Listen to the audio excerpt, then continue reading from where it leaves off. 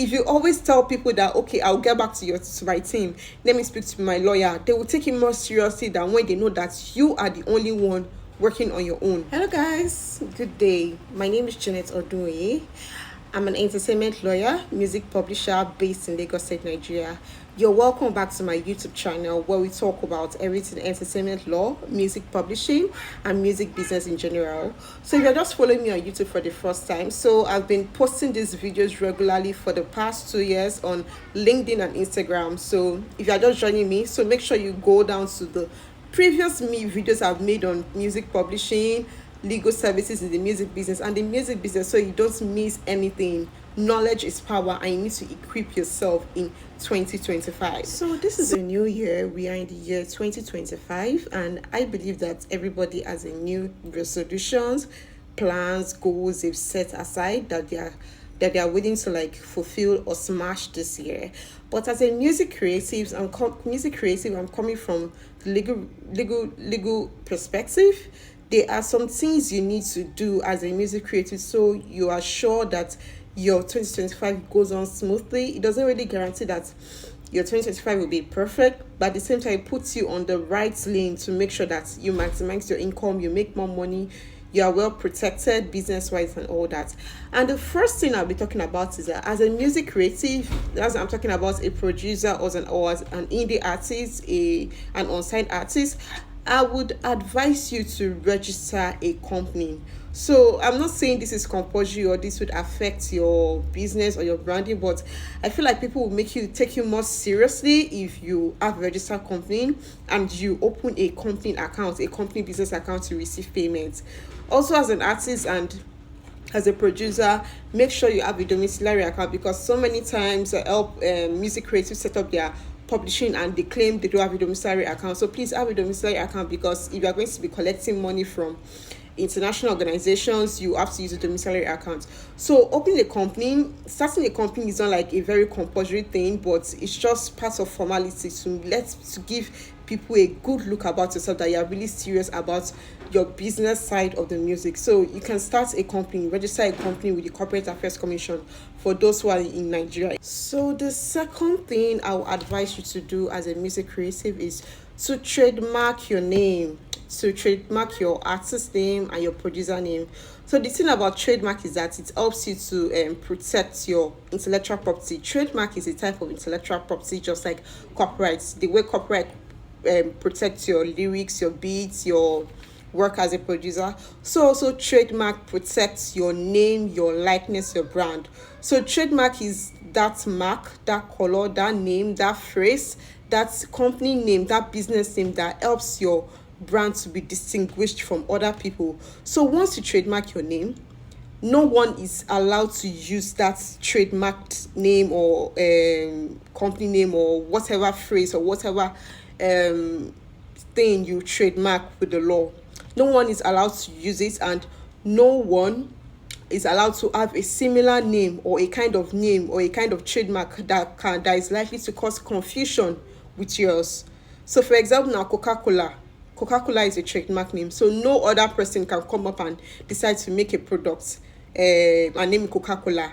And even if they want to make a product, they cannot name it a name that is similar to Coca-Cola in such a way that it will cause very big confusion, that people will be asking, is this Coca-Cola? Is this a real Coca-Cola? Is it a new company?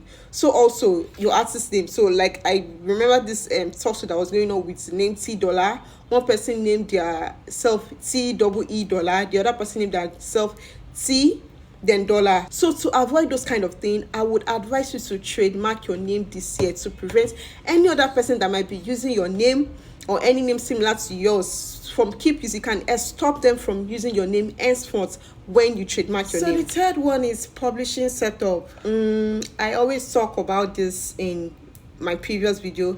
Set up your publishing. Artist, set up your publishing. Producer, set up your publishing. If by now in 2025 you have not set up your publishing and you've released songs as far as 2020, 2021, 2022, just know that all those songs you've released from 2020 to 2022, the publishing royalties you are meant to get for them are gone for good. So if you don't set up your publishing by 2025, So the songs you release in 2022, or you produce for someone that was released in 2022, would also be gone. So I don't really want to go into that, because I think I've talked about this over and over again, the importance of setting up your publishing, I guess, your publishing royalties. So this 2025, there is no excuse for you to keep saying, oh, they are not paying me, the artist is not paying me royalties. Set up your publishing so you know you're getting your publishing royalties. The next one is retainership. So basically, yeah, as a lawyer, of course, we get paid for the jobs we do for music creatives. So there are different ways a lawyer can be paid. It could be by maybe per contract base. Maybe if there is a legal service that the music creative wants the lawyer to do for them, so they pay for just for that service alone.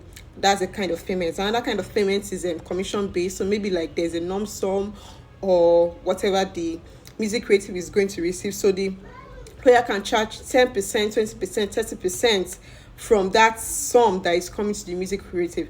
And there's also the legal retainership. So a legal retainership is basically prepayment of legal services for the whole year. So it could be quarterly, it could be biannually, it could be for the whole year. So as a music creative, please, let's stop with the lawyers. Music creatives don't like to pay lawyers, or music creatives don't feel like they need lawyers, or thinking that lawyers are too expensive. There is no lawyer too expensive, because the work we are going to do can never measure up to the money we are being paid by music creatives. So there are so many lawyers in the Nigerian music industry space, so there is no excuse for any artist to come online and start calling out their record label for cheating them when they didn't even engage a lawyer in the first place before they signed that record label. So as a serious music creative who wants to take their music business seriously this year, the first things first, you need to engage a lawyer. Even before you get a manager or whatever, you need to engage a lawyer.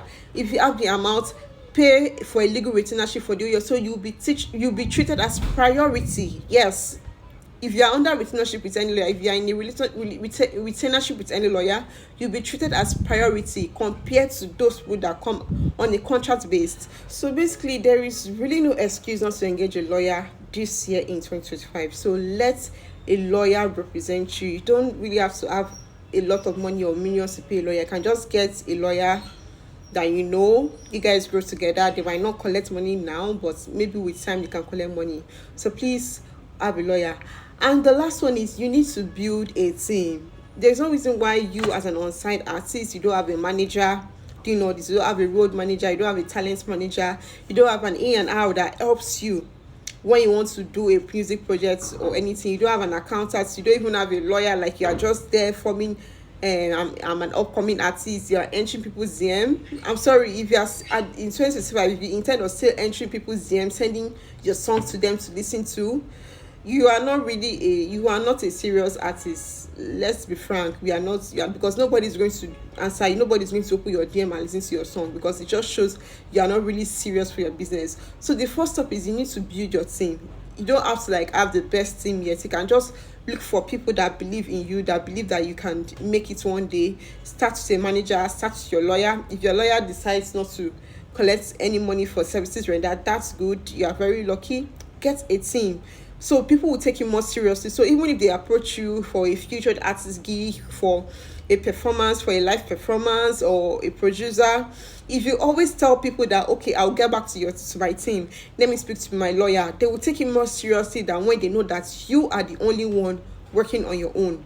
The same way with company registering a company and everything, they will take you more seriously. When you take your business of music, your business side of your career seriously, people will be willing to take you seriously. So we've come to the end of this video, and thank you guys. So I hope to see you more, engage with you more in my subsequent videos. Don't forget to like, comment, and also subscribe to my YouTube channel. Turn on post notifications as well, so you can be one of the first people to know when I drop a new video. So happy 2025, more money in our accounts, more gigs, more opportunities, more exposure to me and to my viewers. Thank you once again for watching and engaging. Bye guys.